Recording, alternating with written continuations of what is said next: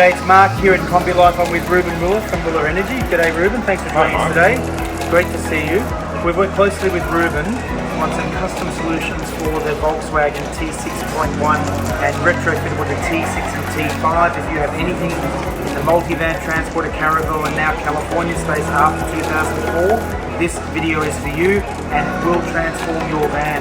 You will be able to have so much power in the van, you will start to ask, what else can I do with it? So, let's have a look at what we did. So moving into the van here, we always had the problem of having portable batteries or AGM batteries, old AGM ones maybe from Volkswagen in the first place, but we have developed an Underseat lithium battery solution. So if we have a look over here, we can see under my passenger seat in this transporter van, there is a battery and it's 160 amp hour lithium ferrous phosphate core. That's correct. Now, Ruben, on the lithium ferrous phosphate core, there's a lot of talk out there about batteries, battery chemistries and so on. Tell us a little bit about this versus some of the alternatives. Sure. So there's really three main battery types that we can consider for a vehicle like this. So there's the lead acid based technology, so your calcium, your glass mat, your AGM.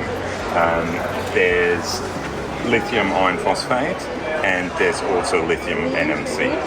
The difference between the lithium NMC, which is often referred to as lithium ion, and the lithium iron phosphate is that the NMC is the battery that people might be familiar with that can cause a safety issue. These batteries, on the other hand, if you were to puncture them, if you were to be in a crash, anything like that. Press them, puncture them, pierce them, drop them. Yes. Press them. You would not have a fire.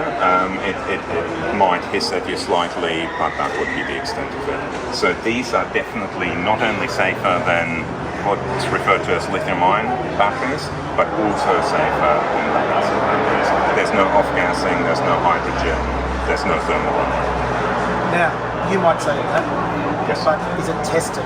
We did spend a fair bit of money to test this. Yes, theory. definitely. And what were the results and what are the certifications? So we passed all the tests. We've got a bunch of certifications. We've got the UN 38.3, we've got CE, and we also have the IEC. The IEC is a voluntary certification, but we chose to get it just to make sure all the bases are covered. We've got the best possible product.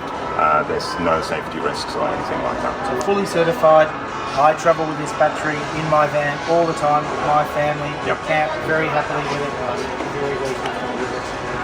Under the seats.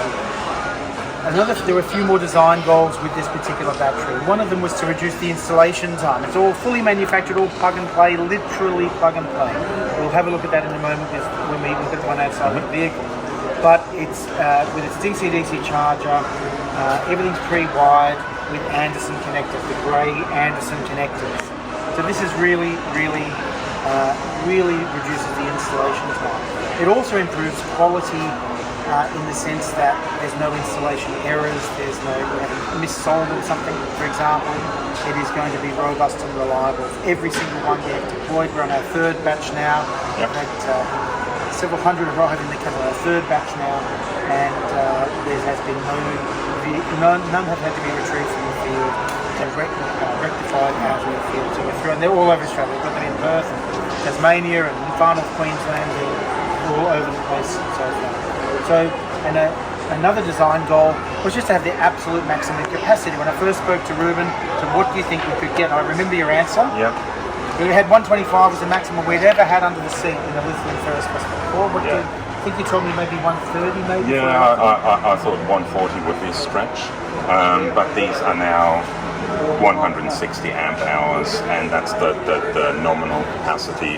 We have done discharge tests on these as part of the certification, and they came back above that, between 165 and 170. I didn't know that. I didn't realise that. That's fantastic. Yep. But there's a significant amount of capacity there, and that's where that question may come. Well, what else can I do with it?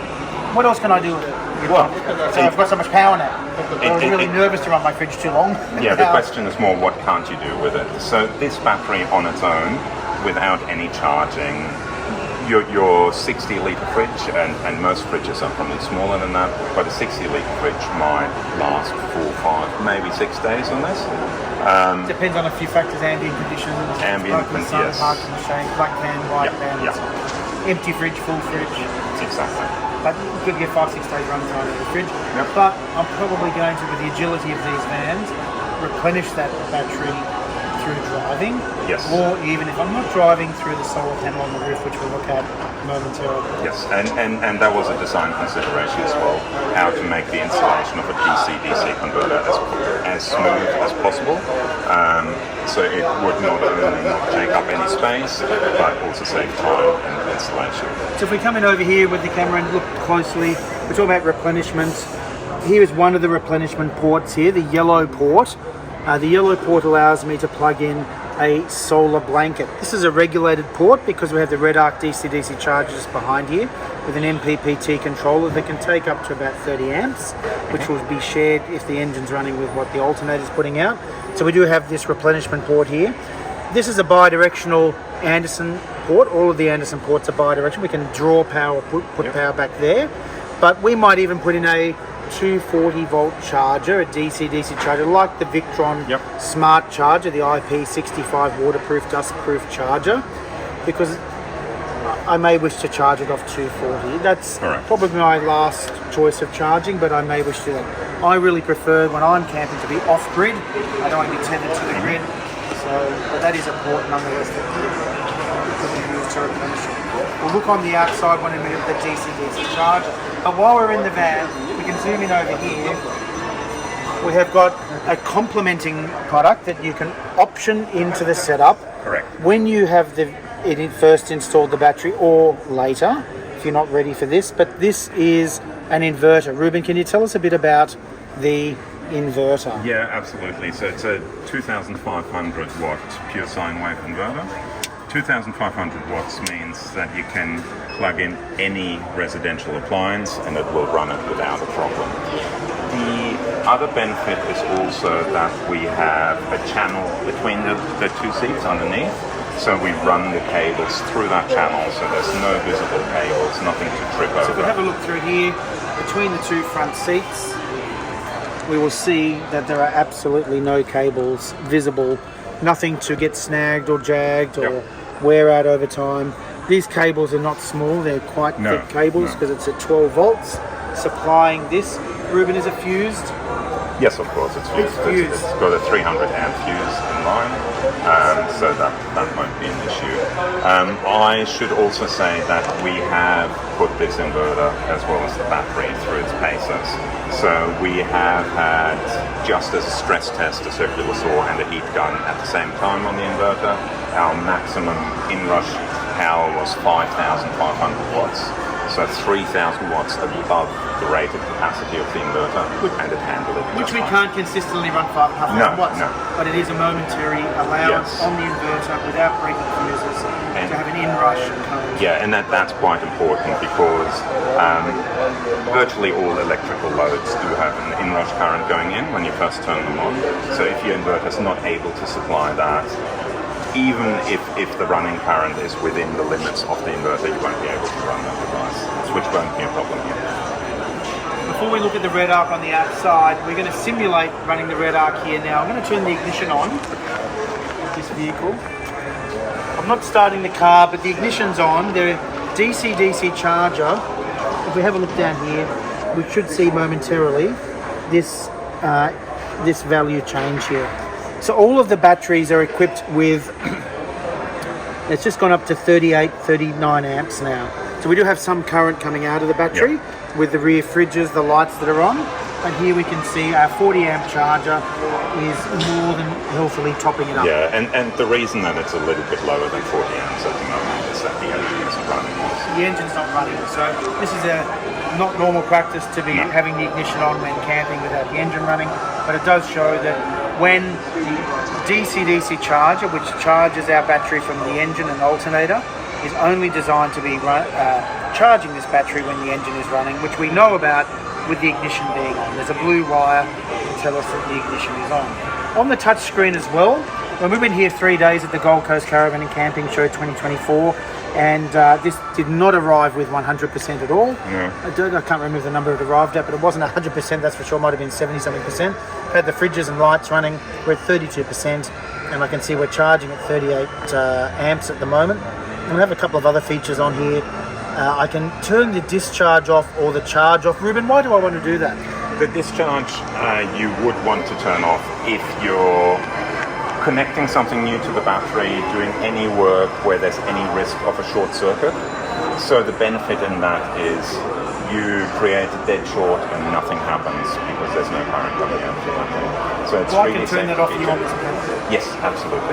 There is a Bluetooth up as well. There is. And we could do it there. Yes. So Ruben, maybe you could pull out your phone. Let's check that app. And there's a third screen here as well, which just gives us a little bit of the health, or not the health more so, but just the current state of each of the 4 cells here. So we have them going, there's some green and blue and white on there just to tell us about the 3.2.5 volts. So giving us that 13 volts. A lot of advantages to lithium, including very low self-discharge rates, maintaining that voltage at approximately 13 volts throughout the discharge cycle. Unlike our lead acid AGM batteries that are, the voltage is continually eroding as we discharge, and the less volts we have, the more amps we require to produce the same amount of power. So we have a really stable discharge profile. And actually, speaking of discharge profiles, Ruben, if I was to cycle this battery, say, 50% per day, if I could somehow work out a way to use as much as 80 amps a day, half of the battery, how many cycles would I expect to enjoy? You'd probably get somewhere in the vicinity of 4,000 to 6,000 cycles. 6,000 cycles, yes. What I like to say is that cycle life really isn't that much of an issue these days. If you really abuse this battery, you might get 2,000 cycles out of it. Does not sound that big compared to 6,000, but if you cycle it once a week, which is sort of a number that we're seeing out in the field for caravans, that would be 40 years of cycling. So I'm not claiming this battery is going to last 40 years. I'm just saying that the degradation isn't really an issue. We're going to pay a bit more for lithium over an AGM battery. Obviously, the lithium ferrous phosphate cores, particularly your capital upfront cost, yes. Your cost per cycle is going to be much lower. Much lower cost per cycle. But if I just think about that moment, Joe, 4,000 cycles even, if I could somehow get 80 amps out of this battery per day, and we're conservative in the 4,000 region up to 6,000, still that's about 11 years.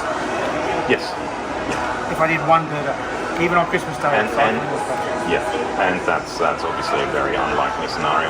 And it's also worth noting that this life I'm talking about is down to 80% capacity. So it's even at 80% capacity, you still have a very usable battery. So you might get another 6,000 cycles out of that. So when we say, in a sense, end of life, if I had a 100 amp hour battery when it was new, it's now only going to really give me 80. Yes, correct. So this 160 will chop off about 32. So now I'm stuck with a 128 amp hour battery for my second set of 4 years. End of life. So it's just extraordinary in terms of its availability. So this is charging. So I'm just going to turn that ignition off. And we're going to go and have a look at the battery outside on the table here. So let's look at some of the features. We were just looking here at the front of the battery. But let's look at what's behind that fascia underneath the seat. Yes. Tell us a bit about it, Ruben. So when you get the battery, this DC-DC converter won't be on it. But it obviously has the plugs. So this is a plug that we use to have the output of the DC-DC plugged in. Then we've got this cable from the DC-DC as well that plugs into the yellow solar cable, and we have the ignition wire here in blue. And we're going to connect that to a fuse in the Volkswagen that is only powered when the ignition is on. Correct. So I can operate a radio and accessories mode So it would not work on a radio fuse, for example, but it would work on, say, a rear wiper fuse, which only works when the ignition is on. So that's what that's for, to get reliable ignition detection. It might also be worth noting that you don't necessarily need this ignition sensing wire, but it's strongly recommended just to make sure you don't accidentally run flat your starter battery. That's correct. So one of the purposes of the DC-DC charger, which took me a little bit of time to understand in the early years, is not just as simple as joining two batteries together. No. With a black and red cable, it's join the starting battery and the second battery together, because there's a few risks around that. Yes. So there's a couple of things. So virtually all modern cars, including VWs, have what's called a smart alternator. So the alternator's not putting out its maximum voltage, it sort of modulates its voltage as is required. That means if you were to just connect the battery in parallel to the starter battery or the alternator, you would not get a full charge. The same is true for AGMs, but we tend to not worry about that too much. So we might just use a simple relay in that case, to join the batteries together when the engine's running, and to separate the batteries when the engine is off or solar. Correct. Another reason for having DC-DC is that if the lithium battery was low and it's connected to the alternator and starter battery, you could have quite a large inrush current. So this also acts as a current limiting device again. It's a multi-stage charger. So we are charging this in the early stages when we're, say, 50% in a bulk charge mode. Yes. But we have this little feature here that sets it into lithium mode, correct? Where we join the orange and the green wire together. But the red arc is designed to work in a lead acid AGM mode, but also a lithium mode. So we put it into lithium mode, and that changes the absorption level. Yeah, it does. It does, and it also, if you're familiar with AGM charging, the last 20% or so of AGM charging has to be done very slowly as to not damage the battery. That's not a concern with the lithium battery. So in this mode, the DC-DC will charge at a faster rate for those top 20% than it would a AGM. Very good. What's the blue one for? The blue one is the input, so that's basically where you connect your alternator or your starter battery, and that's how the power gets into the DC-DC. So under the bonnet, we have a cable running from that starting battery down through the firewall, through the grommet, into that underseat area. That's fused as well. It is, and that is probably the most difficult part of the installation, but it's still not nearly as difficult as the installation of the prime. That's correct. That's correct. If we come around this side, we'll see some extra ports on this side. So we have here a 175. Yep. And we have another Anderson connector here. Correct. So this is what will be connected to your inverter, to power your inverter. It's also worth noting that while this is called a 175 amp Anderson, you're not limited to 175 amps. This is the hot pluggable rating, so you can unplug it with 175 amps going through it. Your continuous flow can be higher than that. Yes. So because we have a 200 amp BMS in this, which might be putting out more than 175 amps, I thought that was no. That's right. So BMS is a term we haven't quite used yet. So we looked at the BMS effectively through this screen, but just tell us a bit about what a BMS does, Ruben. Absolutely. So a BMS is a battery management system. The purpose of this battery management system is to effectively protect the battery cells. The battery cells are what powers everything. So the BMS will shut off the battery if there's a short circuit, if the voltage is too low or too high, if the temperature is too low or too high, if we're overcharged, under discharge. So it will protect the cells. So while the cells themselves can't be overcharged or under discharge, because we've got the BMS, we've got a great safeguard, and we don't actually have to be all that careful with the battery. Yes. The BMS protects. Do the work for it. That's right. So, and it's worth noting, I think, as well, when you consider the older lead acid amorphous glass AGM deep cycle type batteries, There's no battery management system. battery management The chemicals are left to their own devices. If you run your battery flat, you've lost a whole lot of capacity. Yes.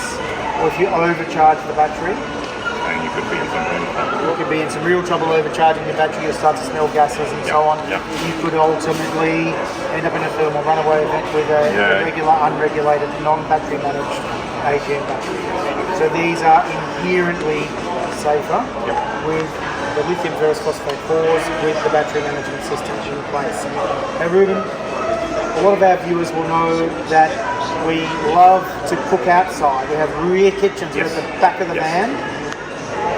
Now, we've caused ourselves a bit of a problem by putting all this battery capacity at the front of the van. How do we get it down the back? That's a good question. So what we are doing is DC power down this side of the van. So the DC power is a red cable. Red cable, yeah. So power cable. An optional black cable, but we can also use the body of the car. So it goes underneath this plastic trim here. On the other side, we've got the same sort of plastic trim, and because AS3000 requires separation of DC and AC, we're putting the other. On the other side, we're putting the AC. Okay, so we have the DC coming down here on the red wire. If we have a look here, here's our traditional rear camping kitchen, and to bear in mind, what we're about to show you is for all of the vans. So some have rear kitchens, some have internal kitchens, no kitchens, sliders. This panel that we're looking at now, so if we zoom in over here please, get right up close to this one here.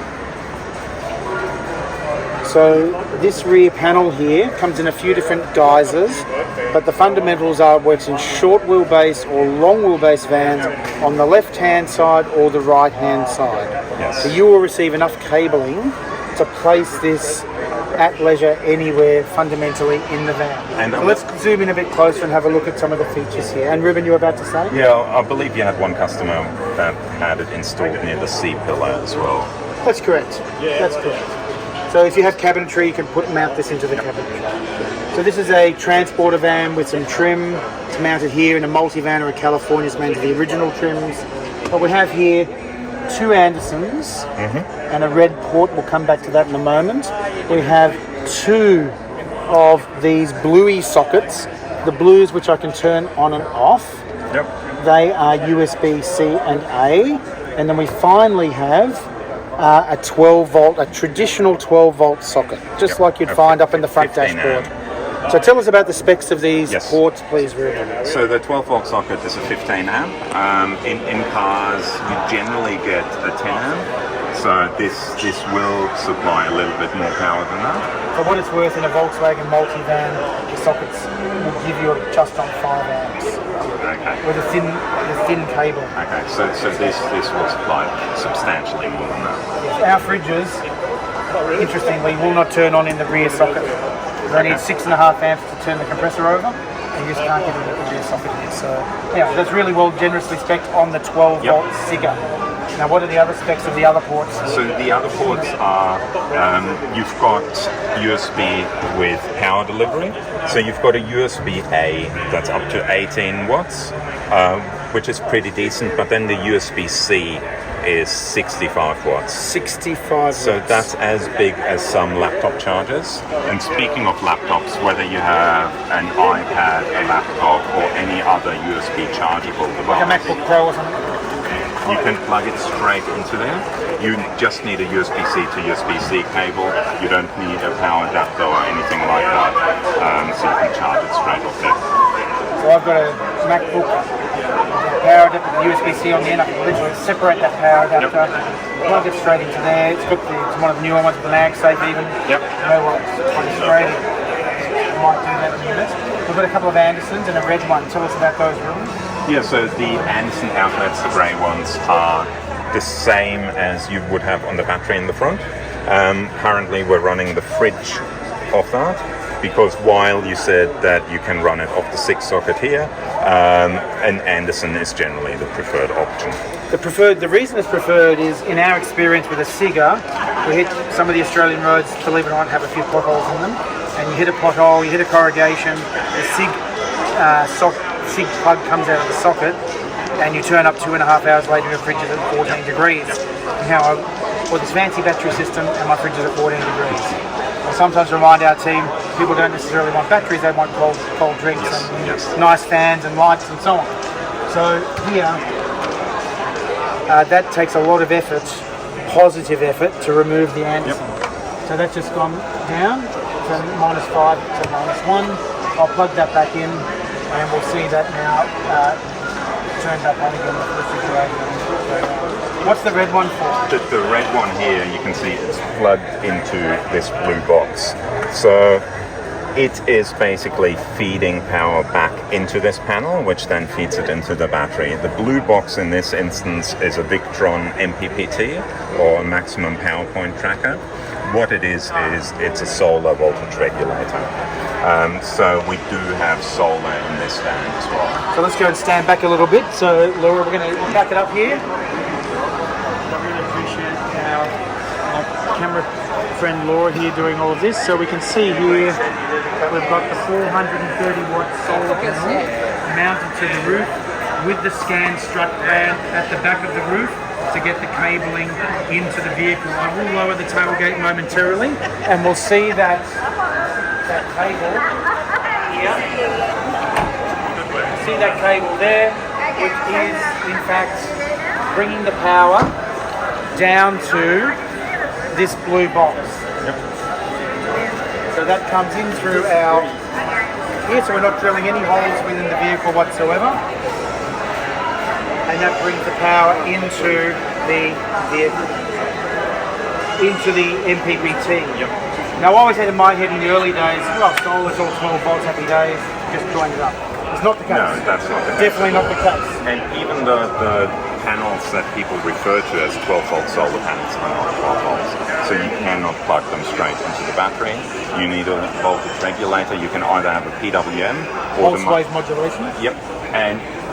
Or the much better option is an MPPT. So an MPPT is far more efficient than a PWM. So that's why we've elected to go with the PWM, and the Victron is probably the best one out there. It's got Bluetooth, it's highly efficient, and it's just very Speaking of that, we got a little carried away earlier. We didn't look at the phone, and we didn't look at the Victron app. So let's have a look at the phone app again. You had that earlier. So we're talking about the BMS, we're talking about the LCD screen. The LCD screen's very nice, but we can also, from my camping chair under my awning, have a look at what it's So there is a battery on here. It's actually not the one in the vehicle right now, just because we've got such a large number of batteries here right now. So you pick one of the batteries off the block here? Yeah, it's actually the one sitting on the table there. So you can see you've got similar information to what's on the screen. You've got your state of charge. You can enable or disable your charging and discharging. You can see your current, your power, your voltages, your temperatures, and so forth. And down the bottom it also has the battery voltages. You can also see a trend of what's happening. Of course, right now we're not discharging the battery on the table, so all the lines are flat. But if you were charging or discharging, you could see that from there. So it's at 13.15 volts at 50% on the screen there. I just checked. It's at 50%, and it should be about 13.15 volts. Yes, it is. So that is that particular app. And we also have the Victron Connect app. It won't show us a lot at the moment because we're actually indoors. Yes.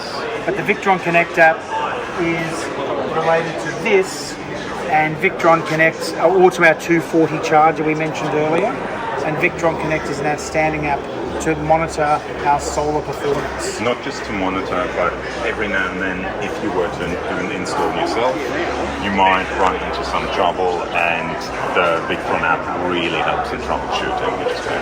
Yeah, so we can even configure the Victron charger through the Victron.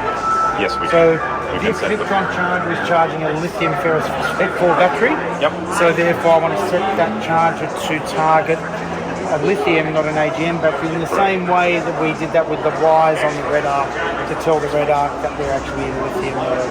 So that is very, very, very helpful. Yes. So when we think about that solar controller, the question I am asked a couple of times is, why have we bothered with this solar controller? Didn't you just say that the red arc has a solar controller on it. Yeah, absolutely. So we can use that red arc in certain circumstances, but not all circumstances. The red arc has a limitation that its input voltage, maximum input voltage is 32 volts on most open circuit. These panels are above that. That's why we have elected to go with the Victron, which can take up to 100 volts. It is worth mentioning that we're also working on an MPPT DC-DC combo that will allow up to 80 volts input for the solar, so that would then be able to take it. So we've looked at the 430 watt solar panel here in ideal conditions, perfect sunshine, good orientation of the van. How many volts would we expect to be produced by the panel? By the panel, I'm not entirely sure what the maximum power voltage is. I believe the open circuit voltage is around the 60 volts. 60 volts. And given that the red arc's only at that 32, we therefore with the 430 watt panel, maybe not a small panel, but this big 430, we therefore need to now revert to using a separate independent MPPT, and our preferred choice is the Victron 150. In breaking news, there is a 520 watt panel. There is. It would actually fit onto this roof. As you can see, there's a little bit more room up there. We do have a 520 watt panel on display. And the good news is it's just over 8 kilos. So it won't weigh you that down. And at 520 watts, yes. Again, we can use this Victron. That works with the voltage open circuit with the Victron, and further 520 watts. It's actually even more power generation ideal conditions than the red arc itself. Yes, it would be. It's just over the 40 watts in ideal conditions. And it's worth noting this is absolutely ideal conditions, but I have had a customer where a 520 watt panel put out over 600 watts. Now, that is because they're rated at 1,000 watts per square meter, so the solar might get more than that coming in. And it's not something that's going to happen every day, but it is worth noting that you can get up to that level. So if we come back over here, I want to point out that we have lots of information online. We have a fantastic new flyer. If you'd like to request this, please ask for it. We'll send that out to you. So this one we've set up to be this way and then turn it around the other way. It's got that. So we have on one side the battery, the T5, T6, T6.1. Gives you lots of specifications. It's also on the website. And lots of details about the BMS and so on and how it works. And then on the other side is the 2500 watt inverter, again with details of the display, the specifications and so on. Ruben, do we warrant these products? Yes, absolutely. So these do have a 5-year warranty, and it's worth noting that it's a full warranty, it's not a pro-rata warranty or anything like that.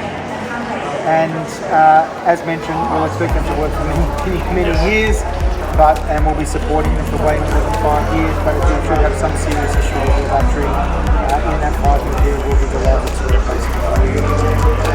Ruben, I can't thank you enough for the support on behalf not just Combi Bike and our team here, you're making our battery install so much easier, but on the wider Combi community. It's really a game changer. We're now getting people talking about induction cooking, kettles, toasters, hot water systems. There's a hot water system in this van. It's just there's a lady in this week here to show an electric blanket. Okay, well, you have an electric blanket. This is just not, we couldn't talk about this last week. So, no, I wanted to say thank you as well. It's been a great collaboration. Tell us what you think. Please leave some comments below. Don't forget to like and subscribe for further updates. There will be some more technical videos on this topic matter. But let us know what you think. Any questions we'd love to hear. Thank you again, Ruben. Thank you. Thank you very much. Thanks for watching, and we'll see you next time.